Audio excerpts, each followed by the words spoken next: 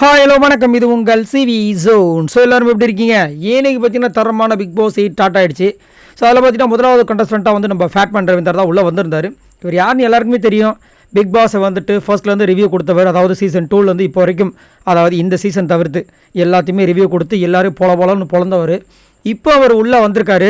So அவருக்குள்ளே வந்து கண்டிப்பாக ஒரு பயம் இருக்கு இல்லையா? ஐயோ, நம்ம எவ்வளோ பேரை வந்து வச்சு செஞ்சுருக்கோம், நம்மளை எத்தனை பேர் வச்சு செய்ய போகிறாங்களோ அப்படின்னு. ஒரு சில பேர் அதெல்லாம் பயப்பட மாட்டாருங்க.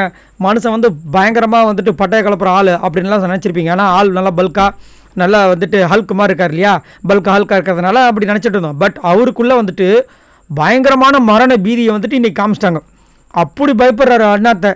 ஏன்னா வந்துட்டு இத்தனை பேர் வந்துட்டு எக்கச்சக்கமாக கை வச்சிருக்காரு. நம்ம அதை வந்து என்னையவே சொல்லுவாங்க. ஆனால் எனக்கெல்லாம் வந்துட்டு ஒரு 10 மடங்கு பயங்கரமாக பேசுவார்.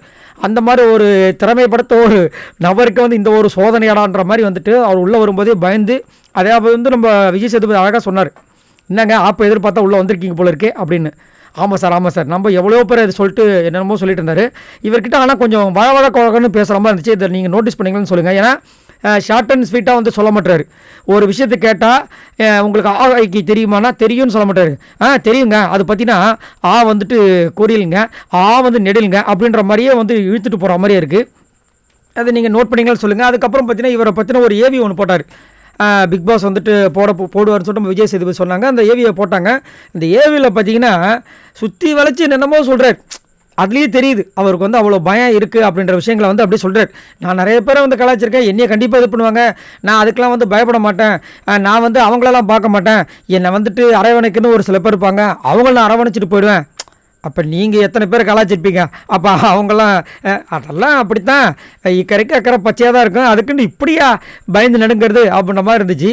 அதுலேயும் பார்த்தீங்கன்னா இங்கே வந்துட்டு ஸ்டேஜுக்கு வந்தோடனே நம்ம விஜய் சேதுபதி அவர்கள் கேட்டாங்க, சரி அந்த ஏவியில் நான் பார்த்தேன், அதுலேயே நீங்கள் நல்லா ஸ்ட்ராட்டஜியாக சூப்பராக வந்து பேசிட்டீங்க, என்ன எதிர்பார்த்து வந்தீங்க அதை சொல்லுங்கள் அப்படின்போது, ஏன்னா ஏவியில் என்ன சொல்லியிருந்தாருன்னா, நான் எதுவுமே எதிர்பார்க்கல, நான் வந்துட்டு ஃபன் பண்ண போகிறேன், என்னோடய இன்னொரு முகத்தை வந்துட்டு நான் காமிக்க போகிறேன், ஏன்னா எல்லாருமே என்னை டெரர் நினைப்பாங்க, நான் ஜாலியான பர்சன் அப்படின்ற மாதிரிலாம் பேசியிருந்தார். அதெல்லாம் ஓகே, இப்போ சொல்லுங்கள் அப்படின்போது, இல்லை சார் நான் சினிமாத்துறையில் இருக்கிறதுனால அதில் போகலாம் அப்படின்றக்க. அதே மாதிரி 10 பவுன், அதாவது இந்த உடம்பை மட்டும் நான் கம்மி பண்ணிட்டேன்னா உங்களை உட்பட எல்லாருக்கும் 10 பவுன் சங்கிலி போடணும்னு சொல்லியிருக்காங்க அப்படின்ற மாதிரி சொல்லியிருந்தாரு.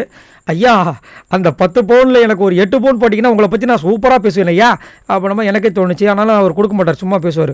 அவரை பற்றி நம்ம எத்தனை வீடியோவில் பார்த்துருக்கோம். அதுக்கப்புறம் வந்துட்டு கையில் ஒரு பொம்மை ட்ராஃபி மாதிரி நம்ம விஜய் சேதுபதி அவர்கள் கொடுத்து, இதை நீங்கள் பத்திரமா லாஸ்ட்டாக வரும்போது எடுத்து கொடுத்தீங்கன்னா உங்களுக்கு நான் ட்ராஃபியை கொடுத்துட்றேன் அப்படின்னு சொல்லி அனுப்பி விட்டாங்க. அவரும் போயிட்டு உள்ளே போய் உக்காந்துட்டு இருக்காப்புல. பிக் பாஸும் எதுவும் பேசலை, யாரும் வரல.